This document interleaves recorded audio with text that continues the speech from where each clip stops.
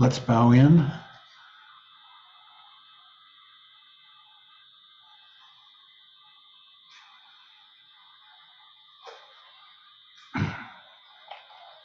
Welcome everyone to the course,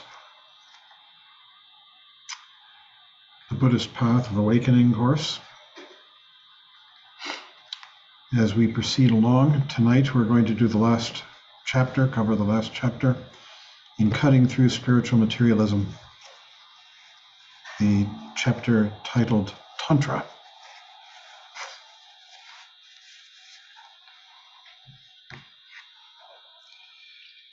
This is a very advanced chapter. I think I appreciate that more now than I have ever before. Really realizing how advanced this chapter is. Trungpa Rinpoche, on the one hand, cautioned us against being fascinated with the exotic aspects of this path, and certainly the advanced aspects are the most exotic. And on the other hand, he introduced those aspects from time to time, sort of dropping them like, I don't want to say bombs, but there's a chapter or an article that we could look at some point in the very first Garuda. That was a magazine that we put out in about 1971. And he had been cautioning everybody about fascination with the exotic aspects of the Vajrayana. And there he was laying it all out. And Marvin Casper and I said to him, do you really want to do this? You know, you feel that people are so prone to being seduced by exoticism. And he said, that's all right. They'll come for this, and then we'll make them sit. Which I've come to appreciate that statement even more over the years, because sitting is that and study combination, the three wheels, sitting, meditation, contemplation, and study are the entrance into this path. And especially sitting meditation and bringing meditation into your daily life, meditation in action. Because in doing that, you're coming aware and beginning to let go of the intellectual, what's the word? Anchors, you might say, that we use to define an imaginary world. And shunyata, above all, we've discussed shunyata a little bit. It needs a lot more. But shunyata really is the cutting loose from those intellectual anchors and beginning to float in what in the sadhana of Mahamudra he calls centerless space, that we are adrift. In fact, there's not even a weed that's adrift. It's just this centerless space. We all think we're going from point A to point B, from birth to death, from New York to Chicago, from the planet Earth to as far out into the universe as we can get. And what these teachings are saying is that those points are imaginary. They're just arbitrary creations of mind. In fact, the Yogacarans said that all of this that we're sitting in is an arbitrary fiction, a creation of mind, a mental dream. And then the Madhyamikans came along and said, you can't even say that. Even that gives you too much to hold on to. So we're floating here in centerless space with all of these colors and shapes and manifestations. So I'll just start in on this chapter. Michael's going to take over at a point, and then I'm going to do something at the end with the most difficult part of this chapter of all. Make an effort. So he says, after the Bodhisattva has cut through fixed concept with the sword of prajna. What does that mean? Prajna means that you're coming completely present, letting go of concepts of all kinds, good, bad, happy, sad, names, sweater, person, you like it, you don't like it, all of that is being let go of, the fixed concepts with the sword of prajna, so that our perception of this world becomes extraordinarily clear, because we have removed these conceptual filters. This is the practice of meditation. This is what meditation is all about. Coming back into this present moment, resting here, letting go of mind, small mind, little mind, thinking mind, and instead just resting in this awareness. Your eyes are seeing it, this image on your screen. You're hearing these sounds. There's the sensation of your bottom on whatever you're sitting on. And there are these mental events that come and go. All of this, in the present moment, seen nakedly. That's what the sword of prajna is about. And so she or he comes to the understanding that form is form and emptiness is emptiness. What that means is, this is form and it's empty of concept. That's all there is to it. It doesn't really have any concept, except as we lay it on like a paintbrush, and then it disappears. It's short-lived. Reality as it is. And at this point, the bodhisattva, this person, the traveler on the path, is able to deal with situations with greater skill. Why? Because they've let go of those crude concepts and are seeing things much more accurately, nakedly. Further down the path, the bodhisattva experiences the deepening of prajna, this clarity, and with it, compassion, greater awareness of intelligence and space and peace. Peace? Why peace? Because the whole thoughts, the whole structure of thought, of I and other, with its dynamic tensions, wanting this, wishing for that, that's all gone. And there's just this naked, clear awareness, which is very peaceful and intelligent and clear. He talks about peace. He says it's indestructible, the power, invincible, as it is, ta in Sanskrit. It's not feeble peace, like, oh, let's be peaceful and be nice little people. But it's stable, deep-rooted, solid. It has the quality of earth, the quality of utter solidity. Why? Because there's no doubt. Doubt is just another thing that we have let go, another mental event that has evaporated in awareness, in the awareness of meditation.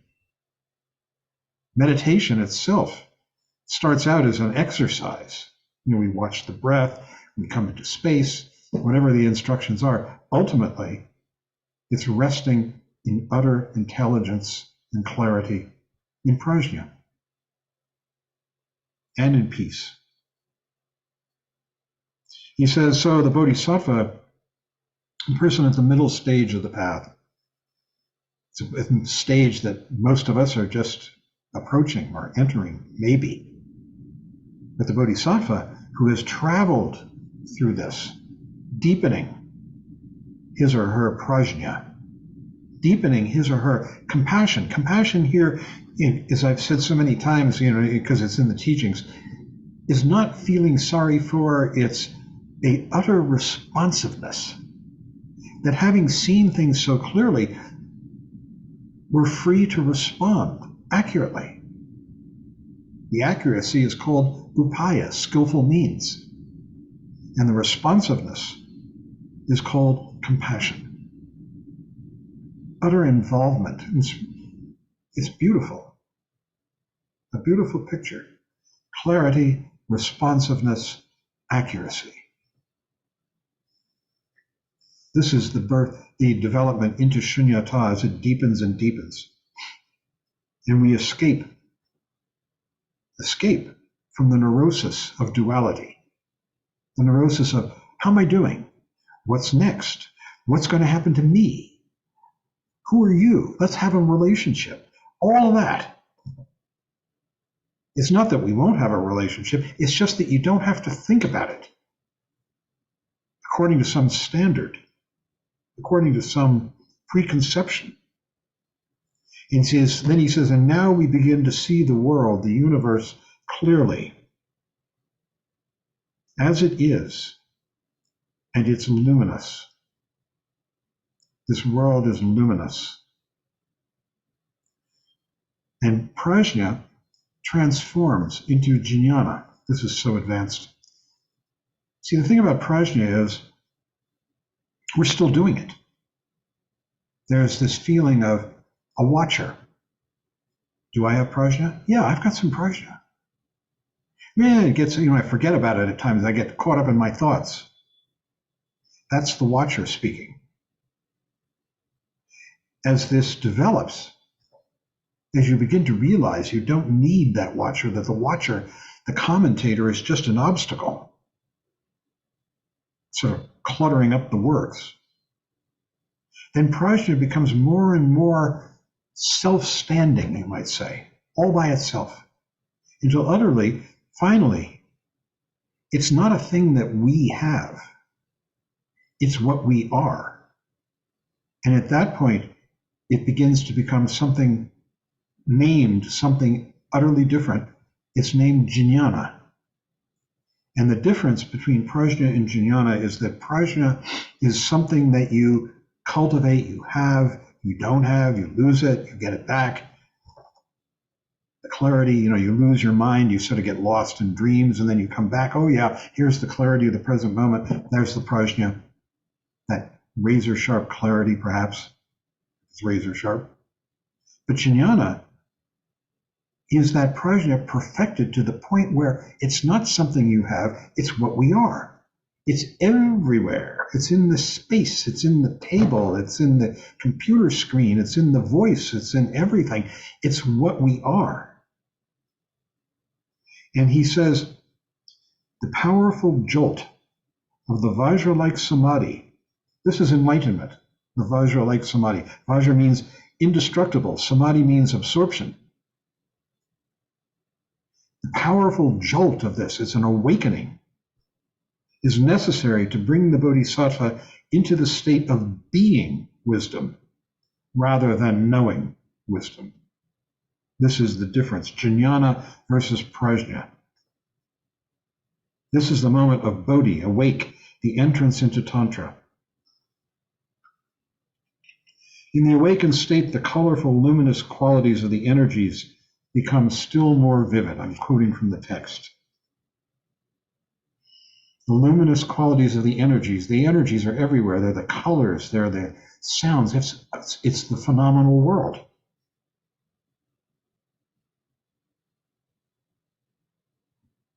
He says, while the basic teaching of Mahayana Buddhism is concerned with developing prajna, see, Mahayana Buddhism is about shunyata. Shunyata is escape from confusion, from duality, from ego. And it's an entrance into a centerless world, a world that is just pure space. It's a creation, this world. It's never ending. They call it, well, I don't know what the Sanskrit would be, but the translation is usually the chiliocosm, which is endless universes, infinite. I mean, if everything is infinite, how can you talk about going from point A to point B? That's just a fiction. It's like a little game. So we're entering into this empty space. It's not empty, it's full of color and phenomena. but it has no beginning or end. It has no location. We can't locate ourselves because even the notion of self is just a fiction that arises from time to time and then it's gone. So in the Sadhana Mahamudra, he talks about centerless space. This is the discovery of shunyata and its freedom from the confusion and suffering of egotism, of I and other, of this mistake, this fiction that we have been living, this dream, like a TV show.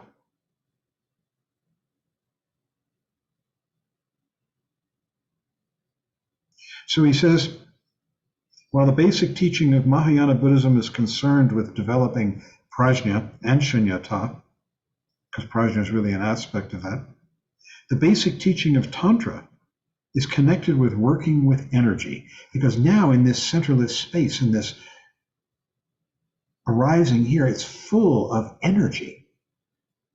The energy of these words, the energy of the color of the sweater, which is black, the energy of that tanka against the wall. He calls it the energy of great joy, all-pervasive life space. It is the sustainer of primordial intelligence, which perceives the phenomenal world and produces both the enlightened and confused states of mind. This energy is called great joy, great bliss. When it's translated, the Sanskrit is Mahasukha. Maha means great, Sukha means bliss. In Tibetan, it's Dewa Chen. Dewa is bliss, Chen is great. And what it's talking about is the beauty, the almost orgasmic beauty of this energy as it plays in the present moment. And it's indestructible, this energy, because you can't ever find it.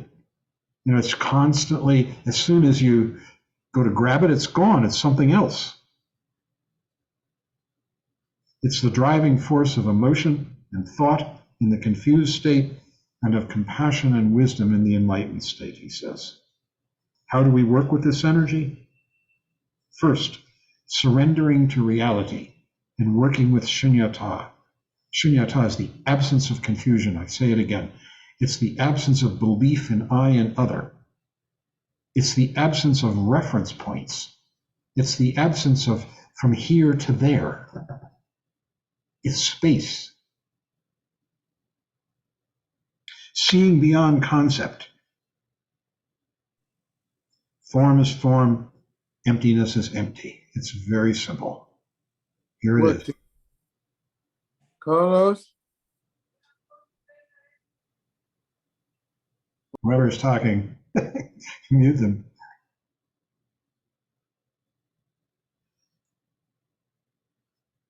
He says, finally, even cutting through shunyata experience, the bodhisattva begins to see the luminosity of form, the vivid, precise, colorful aspects of things. We get this, we experience this all the time, even as confused beings, when there are flashes, there are gaps in our confusion. You're walking down the stairs, I always say this because it happened to me one day. I'm walking down the stairs and there's a window by the stairs, and as I walk by, the sunlight is coming through and I can see the motes of dust in the sunlight, and it's so beautifully colorful, that sunlight, that's warmth. We have experiences like that. They wake us up. Each one of us has them differently.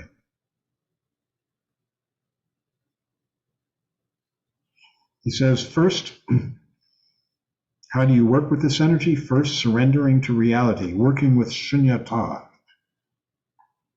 which is reality. Walking into this centerless space, seeing beyond concept. Form is form, emptiness is empty. It's just what it is. No big deal. Finally, even cutting through the shunyata experience, the bodhisattva begins to see the luminosity of form, the vivid, precise, colorful aspects of things. At this point, everything is experienced through the senses. That is experienced through the senses is naked, direct, without veil between the person and that.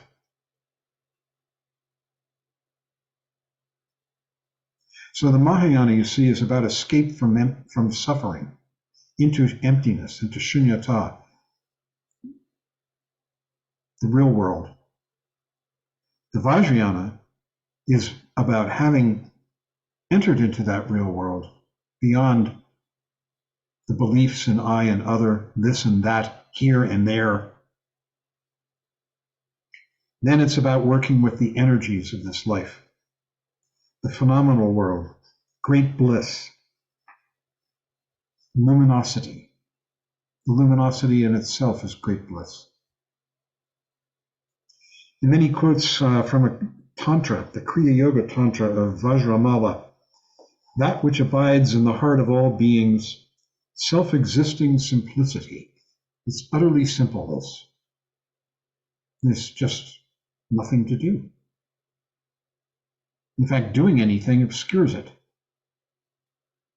So that which abides in the heart of all beings, self-existing simplicity, that which sustains jnana, this wisdom that we are rather than we know, this indestructible essence is the energy of great joy, mahasukha.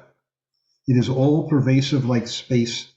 This is the Dharma body of non-dwelling. Boy, is he going advanced here. And then again, this is a quote from that Tantra. This energy is the sustainer of the primordial intelligence, jnana, which perceives the phenomenal world. It's one with the phenomenal world. It's one with us. It's everything. It's this space and everything in it. It's intelligent. It is indestructible in the sense of being constantly ongoing. Never stops. It is the driving force of emotion and thought in the confused state and of compassion and wisdom in the enlightened state. So first the yogi has to develop shunyata, seeing beyond confusion. That form is form and emptiness is emptiness, until he, she finally transcends even shunyata. Shunyata is an escape from confusion. And so it really is tied to confusion, and we have to even go beyond that into the real world, beyond escape. And then the yogi begins to see the luminosity of form, the vivid, precise, colorful aspect of things. And they say that the practitioner at this point is just here, appreciating the extraordinary beauty and vividness of this world and playing with it. That's the compassion, the responsiveness, a constant play. The word for that in Tibetan is ropa.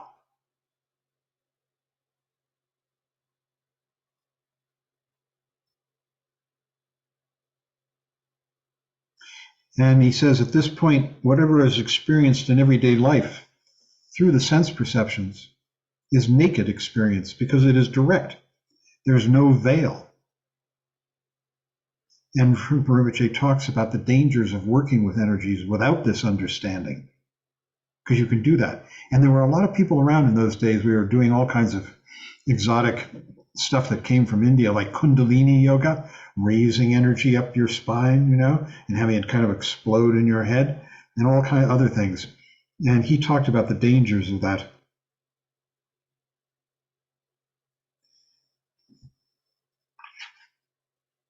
So when we speak of transcendence in the Mahayana stage of the path, we mean transcendence of ego. And in the tantric level of the path, we don't speak of going beyond ego at all. It's too dualistic.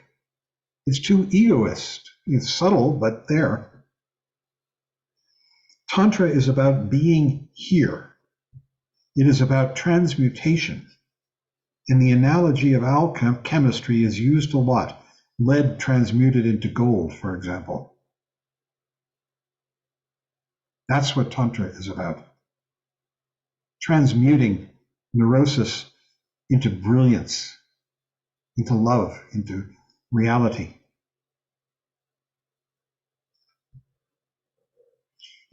The word Tantra itself means continuity. And that continuity is the continuity of intelligence that runs through everything. It never stops.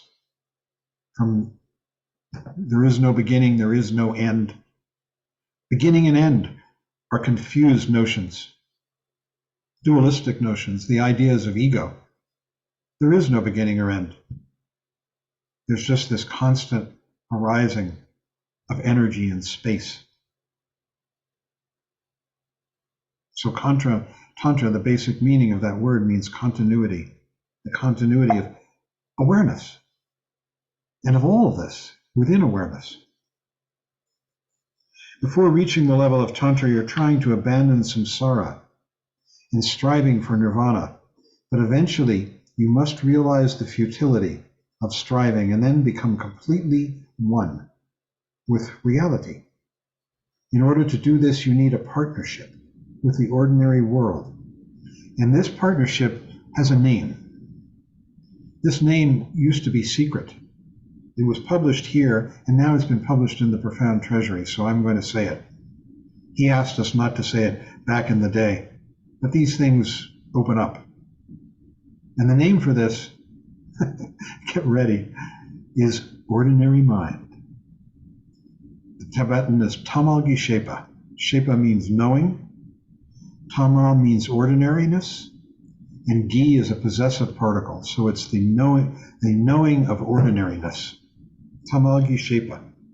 It's an ordinary version of form is form, emptiness is empty, it is what it is. It's this jnana. It's coming back and resting in this pure, effortless awareness that is always here because it's what we are. It's our bodhicitta, it's our awakened mind. The Nyingmas call it Rikpa, which is the Tibetan for vidya, which means seeing. It's the same thing. I asked Sukni Rinpoche once if there was a difference between Rikpa and Tamalgi Shepa. Nyingma, Rikpa, Tamalgi Shepa, Kagyu. He said the only difference is in the way in which the student is introduced to it. That the introduction of Rikpa to the student is more violent, like Talopa slapping Naropa in the face with his sandal, whereas the introduction of Tamalgi Shepa is gentler.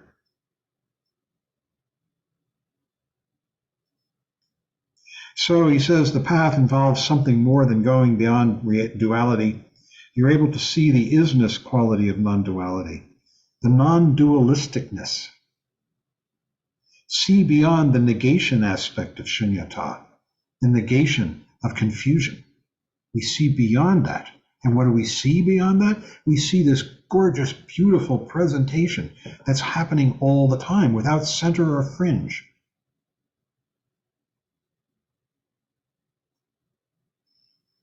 So he says the term shunyata isn't used very much in Tantra.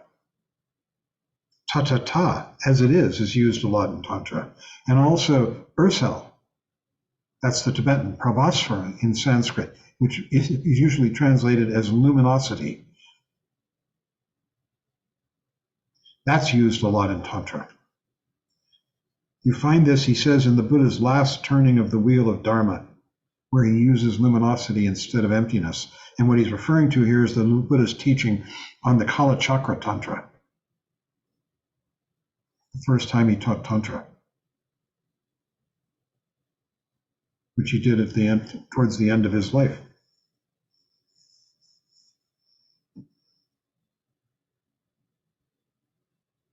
Just keep saying the same thing again and again. The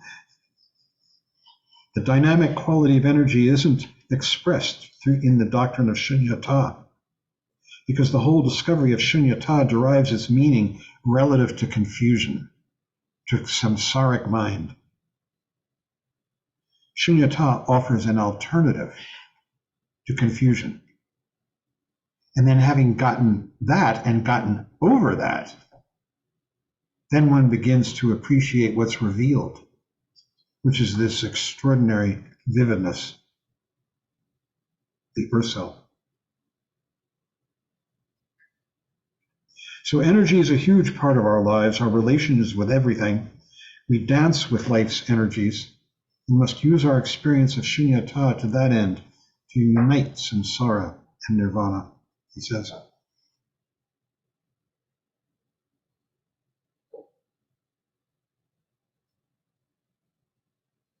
And Tantra teaches us not to suppress or destroy energy, but to transmute it into enlightened mind. And he uses the example of Tilopa slapping Naropa in the face with his sandal and enlightening him by doing that. A sudden jolt was needed to awaken Naropa. And as the yogi becomes more and more sensitive to the patterns and qualities of this and these energies that are arising in shunyata, in space, he sees more clearly the meaning or symbolism in life experiences. Now, meaning doesn't mean that you're getting a message that says, now you need to go to the store and buy some milk. Now you need to, practice more yoga. It's not messages like that. These messages are the world telling us what it is, vividly, powerfully, so that we can respond compassionately, responsively, and accurately.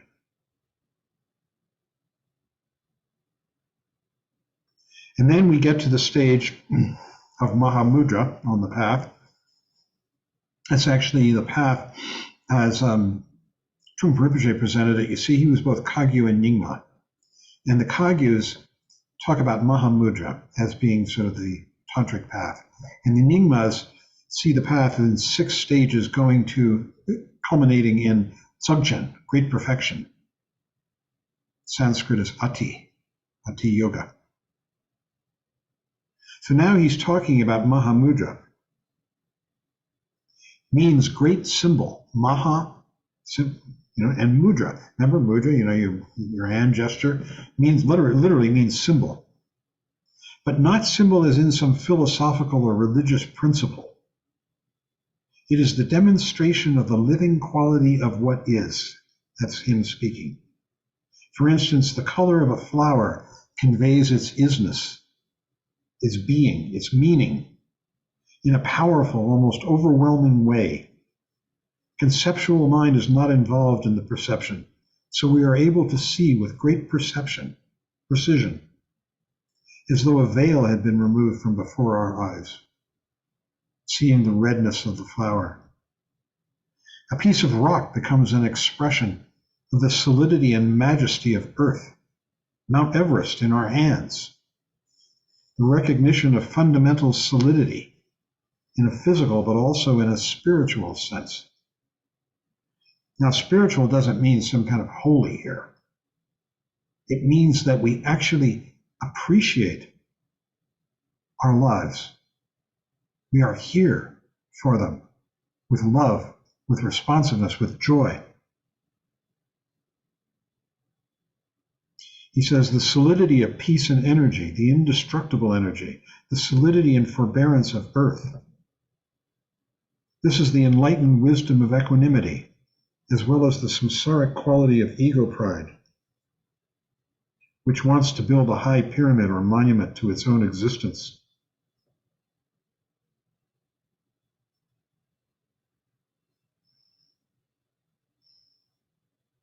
Every texture we perceive has some spiritual implication automatically. And again, spiritual is not some kind of holy thing. It's about the meaningfulness of this world and our journey through it. And we begin to realize the tremendous energy contained within this discovery and understanding.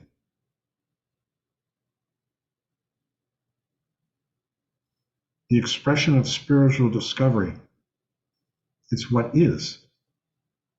The absence of duality reveals everything. The stoneness of stone, the waterness of water, the redness of that flower petal. And this is the basic mandala principle.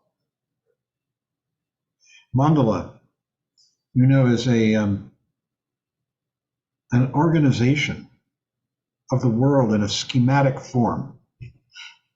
Mandalas can be square, but usually often they're round, and they're organized north, south, east, west, and center.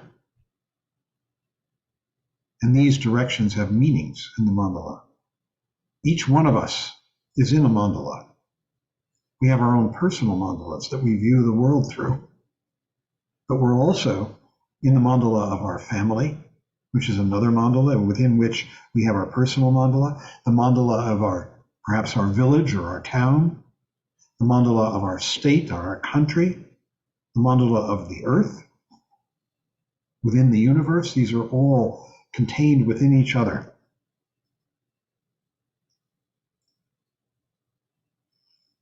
He says the mandala is generally depicted as a circle which revolves around a center, which signifies that everything around you becomes part of your awareness.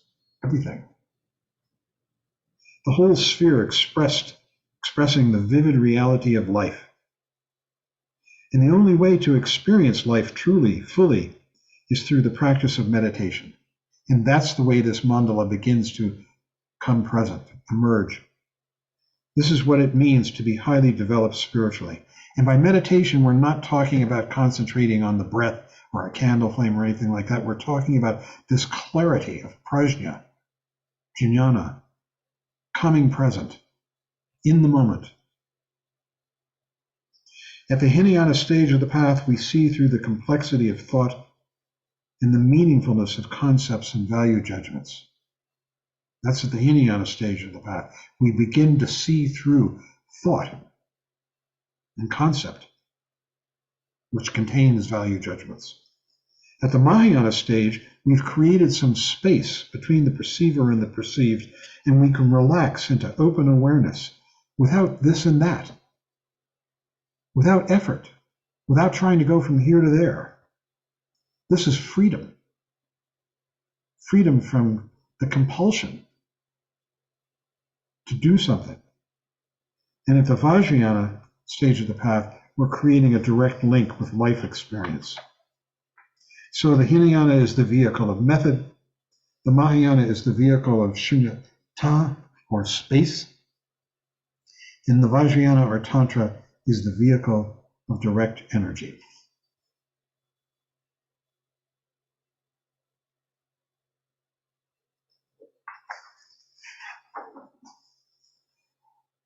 Michael, should you take over? Should we end it here for this week and save you for next week? Or should we do it all? What do you think? My problem with next week is I'm going to be in San Francisco, so it might be difficult. Okay, let's go ahead then. So circumstances are forcing us onward, I guess. I'm going to be talking about the 5 Buddha families, which are 5 ways in which energy can express itself. And before I get into the text itself, I just want to say a few things about that. First of all, I've added some material in from coursework that I did at Naropa related to the Buddha families. So if you hear something and think that wasn't in the text, you're right, it wasn't in the text, but it is related. And then the other thing is that although we'll present the 5 Buddha families as 5 pure forms, it's important to realize at some point that in fact these energies interconnect and interact with each other, so much so that when the Karmapa visited the Maitri program, the 16th Karmapa visited the Maitri program, his one comment of the staff there was, remember, there aren't 5 Buddha families, there are 100 Buddha families, because although for purposes of learning, they're presented as 5 pure forms. In fact, each family interacts and shades or colors the manifestation of energy in the other families. So that's the first point I wanted to make. The second thing is that we all experience all five energies, but usually in different ways. And the result of that is that some aspects or some Buddha families will feel very familiar and comfortable to us, and some might feel more foreign or different. But the reality is we experience all five Buddha families at different points in time, all five energies, expression of all five energies at different points in time. But we do tend to have some forms that tend to be more predominant in our experience. Within each Buddha family, there are a lot of different ways in which the energy can express itself. And in some cases, this may seem like opposites, but in fact, these opposites actually inform each other. So for instance, with the Ratna family, there's a kind of a dialectic, you could say, between experience of fullness and the experience of emptiness, down to even literally a full or empty stomach. But it's through experiencing emptiness that we know something about fullness. And it's by experiencing fullness that we know something of emptiness. So that there are things that might seem contradictory within each Buddha family, but in fact are more related than we might think. And then the last thing is that with all these different expressions, there are different ways in which, depending on the situation, a particular expression may be skillful or unhelpful or neurotic. So for instance, with the Buddha family, which has the quality of space or spaciousness, along with that, there's a quality of non-reactivity, that there's tremendous space so that we aren't affected by things, we aren't reactive to things. And in some cases, giving space and time might be the most skillful action in the moment. And at other times, giving space and time might be disastrous. It may be that an entirely different action might be appropriate. So the point I'm trying to make there is that as we go through the different Buddha families and may feel that certain expressions are more desirable or undesirable or good or bad, it's important to keep in mind that it's really relative to the situation the energy is expressing itself in. In other words, that the same expression that might be very helpful, appropriate, and skillful in one situation might be very unskillful in another. And it is not the expression itself that has good or bad. It's more in relation to the situation. So it's important to be wary of judgments because where the Buddha families tend to express themselves, where the Buddha energies tend to express themselves in more neurotic ways, it's usually because we have some kind of fixation in regard to hope and fear, some kind of fixation in accomplishment, some kind of fixation in terms of what we impose in terms of our opinions and preconceptions and situations. And that's when the energy becomes unbalanced or blocked or more neurotic in its expression. And as Trungpa Rinpoche says in the text, each Buddha family has an emotion associated with it, which is transmuted into a particular wisdom or aspect of the awakened state of mind. So we'll be talking about each Buddha family's wisdom expression as well. Work with in terms of the Vajrayana, work with the Buddha families, these five Buddha families in sadhanas, where the notion of transmutation is talked about directly. It comes up in the Book of the Dead because the different Buddha families are connected with the different realms. They're connected with the different skandhas. Each Buddha family is connected with a different element. And in some presentations, the Buddha families are described entirely in terms of their connection with a particular element. They're associated with different colors, different directions. So with all of that, we can begin. I'm to start with, as Trungpa Rinpoche did with the Vajra. And in the text, he says that Vajra is associated with the color white. But in some cases, it's associated with the color blue as well. It's interchangeable with Buddha, which is in the text presented as blue. But when Trungpa Rinpoche developed the Maitri rooms, which were designed to give people the experience of highlighting or intensifying the energy of the realms, the Buddha room is actually white and the Vajra room is blue. And in different texts, Vajra and Buddha are interchangeably blue or white, depending. Vajra is connected with the east. It's connected with winter as a season, with dawn as a time of day, and water as an element. And as he says, the turbulent nature of water symbolizes the aggressive and defensive nature of anger, which is the emotion associated with Vajra, anger or aggression, while clear water suggests the sharp, precise, clear reflectiveness of mirror-like wisdom. So it's the mirror-like wisdom is the wisdom expression of Vajra energy, precise, clear, seeing things exactly as they are. In fact, the essence of Vajra is clarity. And as an energy, Vajra typically wants to know, wants to see. It can express itself at times as a desire to be in control. But more importantly, Vajra energy wants to be right, wants to know what's right, wants to do what's right. And again, this can express itself in a very sane, pure way, and it can express itself in a completely neurotic way. Great dictators can express Vajra energy. And some of the most moral people in the world can express Vajra energy. So again, the good or bad is really relative to the situation. Desirable or undesirable labels kind of obscure the free quality of the energy, you could say. Vajra can be pushy or angry when pushed. That's what Trungpa Rinpoche meant when he talked about the aggressive and defensive nature of anger. It can be frustrated if blocked, especially visually or in terms of understanding.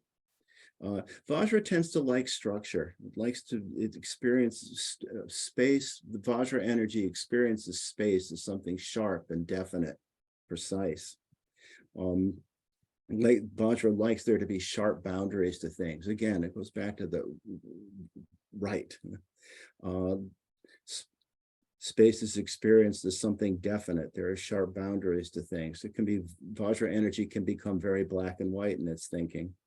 Vajra also likes to have distances to keep things definite and clear and sharp. There's a desire to, at times, again with Vajra, to be in control. It's an energy that tends toward logic, math, science, for instance, step-by-step thought. Trungpa Rinpoche said, and Vajra energy can express itself in an analytical approach that never leaves any hidden quarters, that it deals with objects in terms of their textures and their relationships with each other. And again, in its more neurotic expression, it can be angry and try to force ideas, or becomes angry when things aren't as they should be. It's actually connected with the hell realm, which is, of course, the greatest intensification of anger and aggression that you can imagine. But then in its wisdom aspect, when it's in its wisdom aspect, it's connected with mirror-like wisdom, where things are seen with great clarity and precision. And this happens when the quality of pushing concepts is dropped, so that in fact, Vajra can be very peaceful as opposed to very turbulent. Instead of imposing ideas on our ideas on things of what we think they should be, our thinking could emerge out of, our situation could emerge out of the actual situation in the present, so that thinking becomes creative and up to date as it rises from clear perception rather than from expectations and preconceptions. So when this is the mirror-like wisdom aspect of Vajra, we're actually able to see situations exactly as they are and allow whatever arises out of that to be just as clear as well. Whereas when we have expectations and preconceptions and try to push those into situations, that's what generates the aggression and anger that's connected with Vajra. The next energy is Ratna, which is a golden yellow color. And it's connected with autumn as a time of year. It's connected with the element of earth. It's connected with the emotion of pride in particular.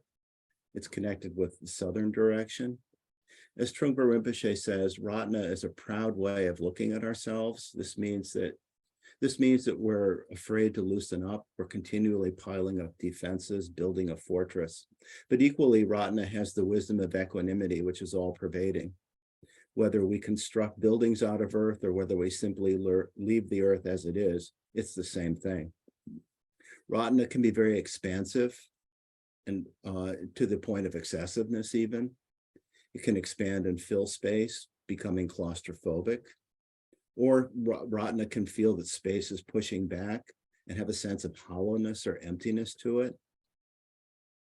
Ratna can result in actions such as overfilling space. If you remember earlier in the text where Trungpa Rinpoche talked about having an antique that we think is really beautiful, but then we collect more and more antiques, and eventually the uniqueness of the specific antique is lost because we end up with a room full of so many things that we can't appreciate anything. That's a Ratna approach, filling the space at more and more. There's one word for Ratna, that would probably be neurotic, Ratna, that would probably be that, more. So it can be excessive, overfilling. It can manifest as a sense of pride, being filled up in a good way or in a controlling way, or it can be connected with a sense of poverty as well, a sense of hollowness, emptiness. Ratna can be very generous, rich, abundant, providing the very best of hospitality. And Ratna energy can be very enriching of others. We know people in our lives who just make us feel good because they make us feel capable, resourceful, able. Ratna can produce that kind of enriching energy as well. Or again, the Ratna filling the space can come across as controlling and overwhelming. I have a little bit of fear that my presentation might go a little bit in a Ratna direction, for instance. But so there's a sense of Ratna of either substance or absence of substance. Ratna is connected very much with ripeness, of fullness. It can manifest also as a desire to take in. This is more when Ratna is experienced as the emptiness or hollowness. That can a desire to take in, so that there's a hunger instead of a giving out. And in this sense, it's connected directly with the hungry ghost realm in particular. Can be a real sense of dependence with Ratna, of seeing all goodness as being somehow external to oneself. It's another neurotic expression of Ratna. Or again, it can be experienced in terms of it can be transmuted into the experience of the wisdom of equanimity, where we see the richness in everything as each thing is seen in its own terms rather than in relation to something else. And as an example of this that was given in one class that I had, the idea was if we have an idea of what a jewel is, for instance, then we're going to think everything that's not a jewel is not valuable, is garbage. So by looking for a jewel, by insisting on a jewel, by getting fixated on finding a jewel, or whatever, whatever it is, then we create garbage with everything else. If we don't have the idea of a jewel, then anything could be jewel-like. We can just appreciate each thing as it is. And that's the idea of equanimity. With wisdom of equanimity, we can see potentials, richness in situations, because we see things as they are. The next family is Padma, which is connected with spring and the color red. It's connected with the element of fire. It's connected with the direction west. Padma is it's connected with the passion. It can be a very playful, sensitive, seductive, fickle energy at times, going from thing to thing, fascination to fascination. It can draw others in the way that a fire can. It can be connected with artistic expression, the sense of the aesthetic, but can also be surfacey, or as Trungpa Rinpoche said in the text, connected with facade. There's a real feeling quality to Padma, feeling the world, wanting to connect. We feel that our heart could radiate out or our heart could break. There's a possibility of real disappointment with Padma as well. The sense of no barrier to things, that a sense of real vulnerability or self-consciousness is possible with Padma. It can be very delicate. And very much with Padma, there's a notion of looking for other, looking for a partner, looking for a connection, wanting to connect. Or if not a partner, looking to collect, looking for things in the world that we could appreciate. There's a real sense, a desire to want to connect with Padma. Trungpa Rinpoche says, passion has a neurotic quality which ignores the real state of being united and instead wants to possess in order to become united. So there can, and by this, it means there can be a grasping quality at times to Padma. The emphasis with Padma is on the personal. And Padma can express itself as a really acute sense of beautiful, not beautiful, attraction and repulsion. But also with Padma, there can be a real sense of communication as well. Padma can empathize and really tune into others, really make others feel special, really make others feel heard in its expressions. Or then again, as we said, it could be fickle, it can be scattered, unfocused, flitting from thing to thing. Padma thinking tends to be less sequential and more drawn to images, poetics, things like that. There's a flowing, curvy quality to Padma, a sense of, again, quality of the aesthetics in the world. The wisdom expression, the wisdom aspect is to see the beauty in everything. The discriminating awareness wisdom is the wisdom that's particularly connected with Padma. And Trungpa Rinpoche says, discriminating wisdom recognizes the fact of union, which is quite different from dualistically splitting that from this in order to maintain oneself. The consuming quality of fire or desire is transmuted into the wisdom of binding together through communication. So the idea is that we connect, but we also appreciate the uniqueness of things. It's not a grasping, pulling in. The wisdom is to actually appreciate the unique qualities of things while connecting, while communicating, while engaging. The Buddha, the fourth Buddha family is Buddha itself. And as I said before, in the text is described, the color is blue, but sometimes it's also white. And the important thing about Buddha energy is that it accommodates all the other energies. It's connected with the element of space. So there's a sense of vastness with Buddha energy, and also a sense of accommodation. It's more neurotic expression, we can get lost in space. We become vacant or overly focused on one thing while ignoring everything else. There's a quality of ignorance or potential ignorance to the Buddha family, where we tune things out, we'll become unreactive, passive, too much space. And with this, there can be a sense of dullness or non-caring, or just generally being stuck. But also with Buddha, there can be a sense of simplicity. And the sense of emotional neutrality, again, gives space to other things. So the wisdom aspect of Buddha is all-encompassing space, which is the quality of awake and spacious. Cool boredom is an expression of Buddha energy in its, saner sense. We can look at the quality of space and realize that space is indestructible. Things in space can be destroyed, but space itself is indestructible. We can look at the quality of space and see that it's not born from anything. Space just is. And we can see that space, as John was saying, is centerless. Space is everywhere. And which is a reason why sometimes space is used as a metaphor for mind in its awakened sense, that it's unborn, non-dwelling, and unceasing. It cannot be destroyed.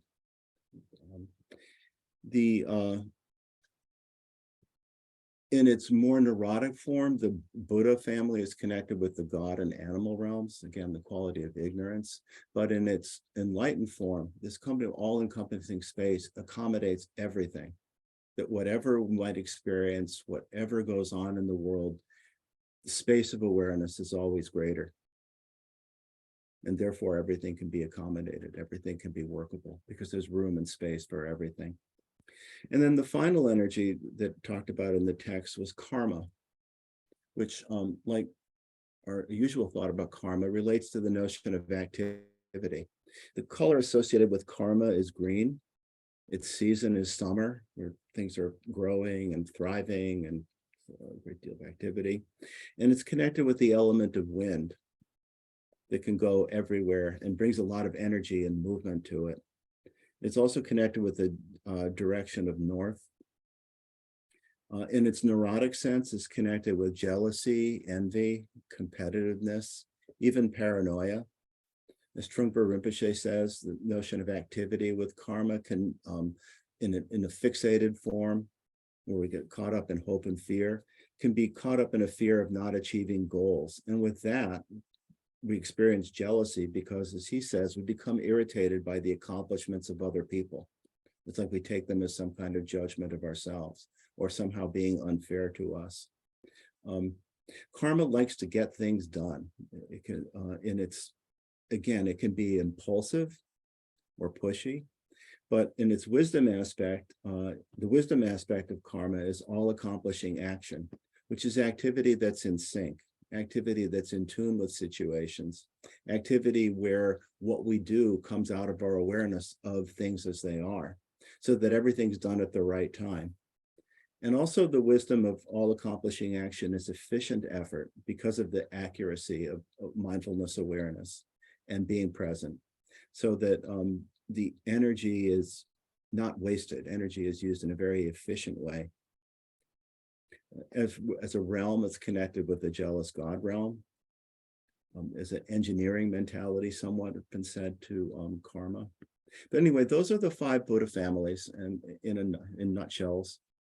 As I said before, each one has a lot of different ways of expressing itself, and I tried to give some flavor of what those different expressions can be. And again, whether what we might consider good or bad or desirable or undesirable in some of these different expressions relates totally to the situation the energy is being expressed in, that it's not inherent in the energy itself, but in relation to the situation and in relation to the awareness, mindfulness awareness that we bring to situations. So that's what I had prepared to say, and I'll turn it back over now to John for closing remarks.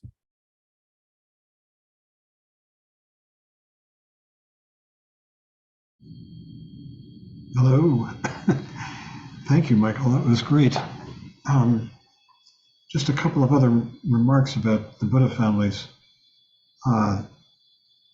Absolutely everything can be described in terms of these families. What they are is the description of the way in which phenomena arise, all phenomena, and that sometimes phenomena, often, partake of more than one Buddha family. So when we first received this teaching from Trungpa Rinpoche, we began to ask him, well, what Buddha family am I?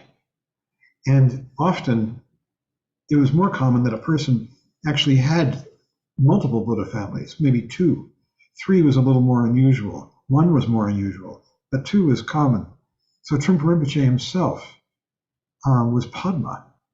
And especially in his younger years that we knew him, Padma means seductive, magnetizing, constantly making love, which he did with lots of people, mentally and physically. I think of my good friend who I lived with for about 5 years, Marvin Casper. Some of you might, a few of you might know him. Marvin was extraordinarily Buddha. And the way it manifested was in enormous spaciousness. He could just sit there and let everything happen. I remember we had another of Rinpoche's students come to visit us. Marvin and I were living with Trungpa Rinpoche and his wife in a duplex here in Boulder. And we had the upstairs and Rinpoche and Diana had the downstairs. And another student came from Karme Chuling, one of the main leaders there. And we had a lot of conflict. And Marvin just had the ability to just let it go right through him. Me, I was reactive because my family's, according to Trungpa Rinpoche, I was equal parts Padma, Ratna, and Vajra. And I was reactive. And Marvin had this enormous capacity to let things go. Later, when we moved out of Rinpoche's house, and Marvin and I and the woman who became my first wife, Christy, were living together in a house here in Boulder in town, we experienced Marvin close up and personal, and his Buddha manifested not only his enormous spaciousness, but his tremendous sloth. Marvin had the capacity to sit and do nothing for hours Not only that, but he never bathed. He just didn't never occurred to him. His fingernails would grow long. We'd say, Marvin, you need to cut your fingernails. His clothes would pile up in the closet, unwashed. We told him, Marvin, you need to help us wash the dishes. He turns out he didn't know how to wash dishes. So this can get very humorous, and the way in which people's qualities express themselves. I think of an old friend of mine, the Lopan, Lodor Dorje, who I'm sure Michael knows. He was a prominent student of the Vidyadharas, and he is extremely Vajra. And the way that manifests is intellectual. His mind is like a machine, a razor sharp machine. It just goes click, click, click, click, click, click, click, sees everything and analyzes it. That's what Vajra does. Vajra analyzes everything into its parts. It can take it apart and put it back together. And the Lopan is terrific at that. And if you hear him teach, his clarity, his precision is crystalline, and it's extremely Vajra. I think of my friend Michael Cohn, who passed a couple of years ago. Extremely Ratna. Ratna people tend to be big. They tend to eat a lot. They like wealth. And Michael was all of those things. Hearty, booming laugh. He was over 6 feet tall. He must have weighed at least 250 pounds. And it's just this booming laugh and tremendously generous. That's another quality of Ratna. It has to do with generosity. The symbol is the jewel. Each of these families has its symbol, which is very expressive. The symbol of the Buddha family is space. The symbol of the Vajra family is the dorje. It's sharp, it's penetrating. And the symbol of the Ratna family is the jewel, wealth. The season is autumn, when everything is fecund, when the fruit is so ripe it's about to fall off the trees. That's Ratna. And so each one of us had our families, and we got into identifying each other's families. You could study these and do it. And it's the way in which each one of us manifests uniquely. And you can have more than one family. As many as, I've never seen anybody with 4. I think 3 is kind of the limit. So that's all I've got to say. I think you did a great job, Michael. It's sort of endless. This is the organization of the mandala, north, south, east, west, and center. And it's the way in which all phenomena arise and pass away, demonstrating their qualities. So I think we can have a group discussion in the time remaining.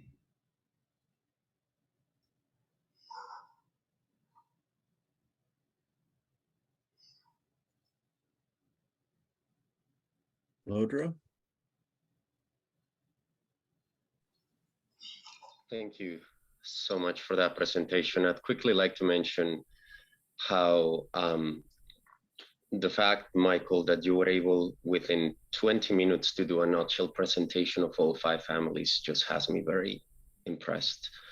I was actually a presenter of, I did a presentation on the 5 Buddha families 2 years ago on a previous family, and we dedicated an entire family to each session. So we did 5-week course, working for 2 hours on each individual family. And you did a completely coherent and eloquent presentation in 20 minutes. That's extraordinary.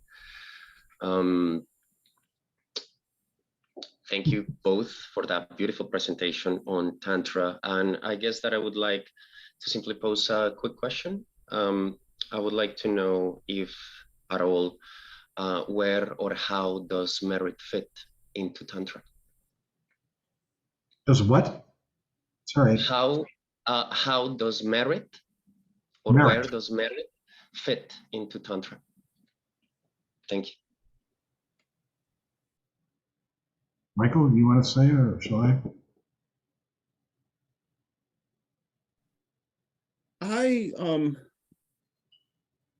I'll be curious to hear what John says. I tend to think of merit, or I've come to think of merit in sort of psychological terms. In other words, that the accumulation of merit is how we bring about conditions where we're able to hear the Dharma and practice the Dharma, because we're able to let go of things that obscure our ability to do just that, basically. Even the very simple level, to talk to people sometimes about sitting meditation, they say, I can't do that. I couldn't sit still for that long. In fact, we can, and to work at it, but some people are so, have so much to work with that it's even hard just to do basic sitting meditation. So I don't think of merit as, it's easy to think of it as something out there external to us, but I don't think it's something external at all. It's where we are, how we are, and whether we're able to face ourselves and work with ourselves and open ourselves to ourselves or not. I'll add, there are basically two kinds of merit. Common and supreme is the way it's often translated in the texts. Common merit has to do with worldly activity, that you, if you're kind to someone, it can open up and give you pleasure. That if you do good acts, you will receive good acts. If you do evil acts, if you're an aggressive or a cruel person, you'll harvest the results of cruelty, which can be aggression focused at you. This is ordinary or mundane merit. And it has to do with very sort of, getting good things by being a good person, getting bad things by being a bad person. The supreme merit has to do with treading the path, where you are meditating, you are developing an understanding of prajna and shunyata, and you are basically cutting through good and bad, I and other, all of these polarities, and approaching enlightenment. And that's very different. Ordinary merit, you can cultivate it, but even if it's good, it still enslaves you. It enslaves you to the pursuit of pleasure or the pursuit of happiness, cause and effect. Whereas mundane merit is all about achieving enlightenment. So, those two kinds. That's a great answer. Thank you. I'd also like to say that I hope that in the future, if we have a focus on the 5 Buddha families, some classes on it, that would be fantastic. Now I'm looking at you and wondering, what Buddha family is Lodro? Or which ones does he have? I think you have a lot of Vajra, that's for sure. I've been told Vajra and Karma constantly. So, Vajra and Karma? Yeah. Yeah. That's funny. thank you. You're welcome. Thank you. Yeah, we got into a whole thing when we first heard these teachings of going around and classifying each other. Which families do you represent and manifest? We had a class, we used to look at, different expressions in, art and theater and film and different characters and who, that, the feeling was like, for instance, in Citizen Kane, that the Randolph Hearst character represented Ratna, getting bigger and bigger and bigger, but all hollow inside, and finally just down to Rosebud at the end. Or that the characters in the original Star Trek were kind of an interesting interplay of Buddha families, that, Captain Kirk was karma, action, go do it. And of course, Spock would be Vajra. McCoy was more Padma, going from thing to thing to thing.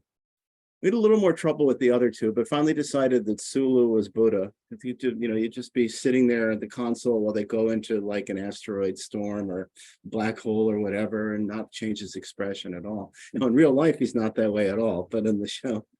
And that Scotty was probably the best expression of Ratna in the Star Trek episode. But you can play with those things in that way, and How about our presidents? Like Biden, I would say Biden's got a lot of Buddha, wouldn't you? Yeah. And then John Kennedy had immense Padma. It's so seductive, you know, and it's interesting. Yeah. It's fun to do it. Anyway. Anybody else? Mark? Yeah, it was really great. I'm some chapter boy. It was well, I got to be the fly in the ointment, so I'm going to throw it out there. I'm sure I'm misunderstanding something, but my question is, it's two questions. Is why is it important to identify Buddha families, and doesn't it feed ego in some way?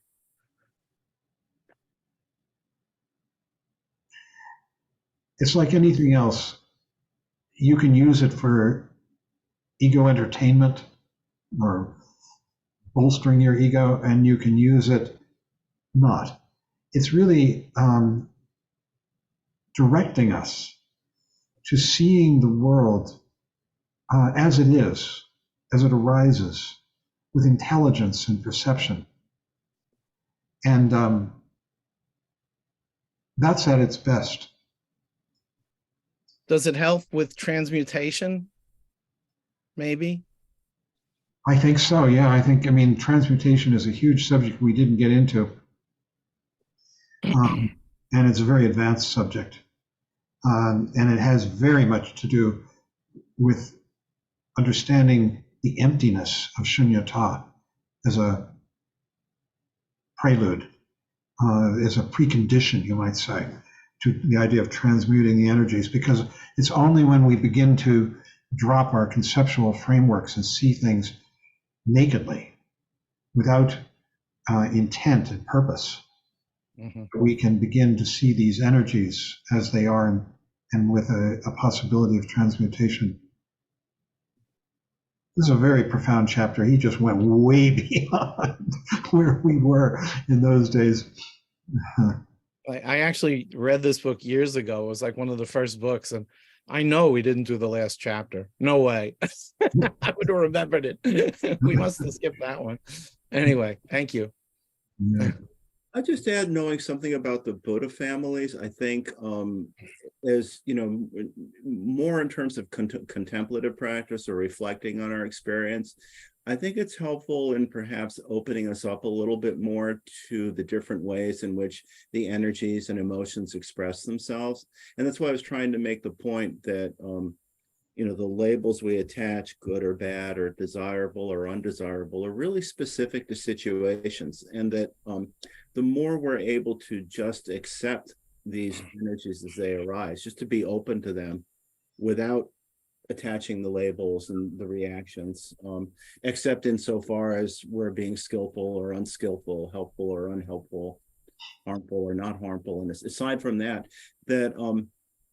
it's important, first of all, just to be open to these things. And that was interesting to me personally, studying the Buddha families, to see how there were certain expressions I was completely at home with, and some where I said, that's not me at all.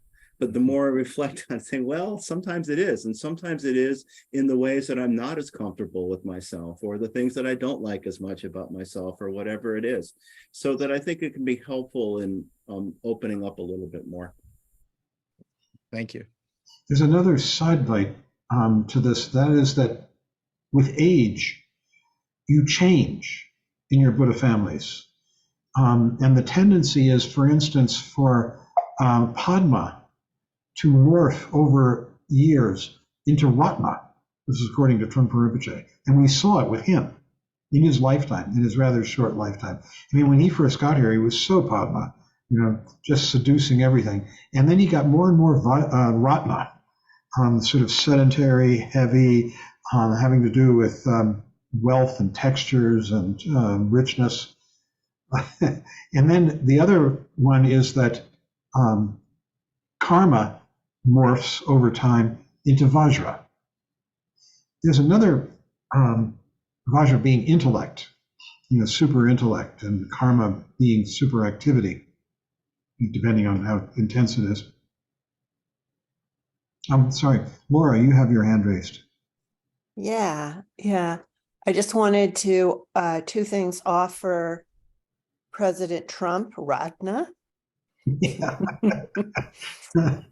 and to say my personal experience. It's like the Buddha families help me see energy, and when I recognized my Radna energy and my husband's karma energy, that was helpful to me.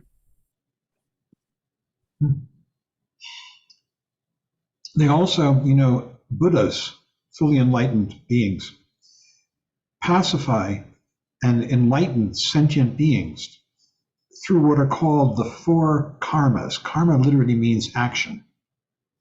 And these four karmas are, they inhere in four of the Buddha families. The fifth, Buddha, which is in the center of the mandala, has no action. It's just space. But the action of the Vajra family is intellect, of the Ratna family is generosity or enriching, the Padma family is magnetizing, and the Karma family is action, activity. And so what they say is that the Buddhas help us get enlightened, help undo our confusion. And if it's done with the Vajra family, it's by explaining things. It's illuminating things by making them clear. And if it's with the Ratna family, that the Buddha pacifies neurosis through generosity, by giving. Perhaps the person has a poverty mentality, thinks that they're very poor and the Buddha would give to them. And then the Buddha can use the Padma activity of magnetizing, seducing people into his or her orbit.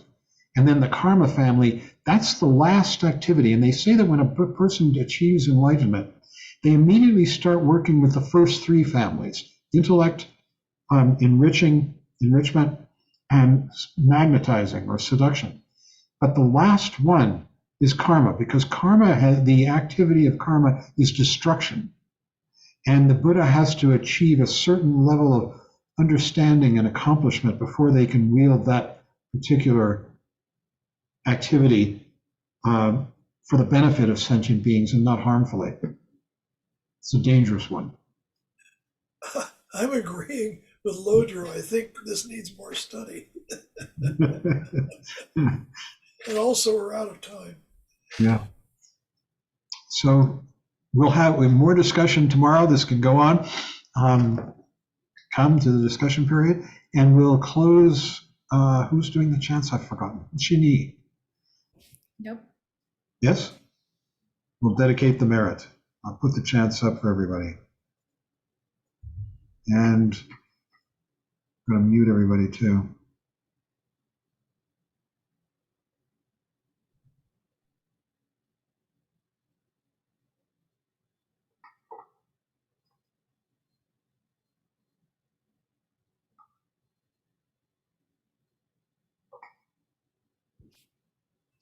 We'll close by prayer for peace and then dedicate a merit for the benefit of all sentient beings.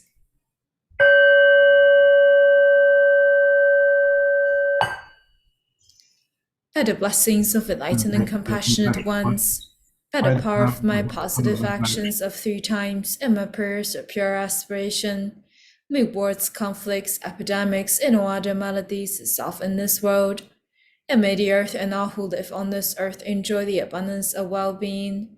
May all learn to live lovingly with each other.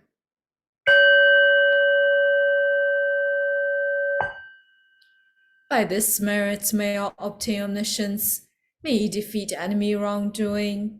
From stormy waves of birth, old age, sickness, and death, from the ocean of samsara, may I free all beings. By the confidence of the golden sun of the great East, may the lotus garden of the Rigton's wisdom bloom. May the dark ignorance of sentient beings be dispelled. May all beings enjoy profound brilliance, glory.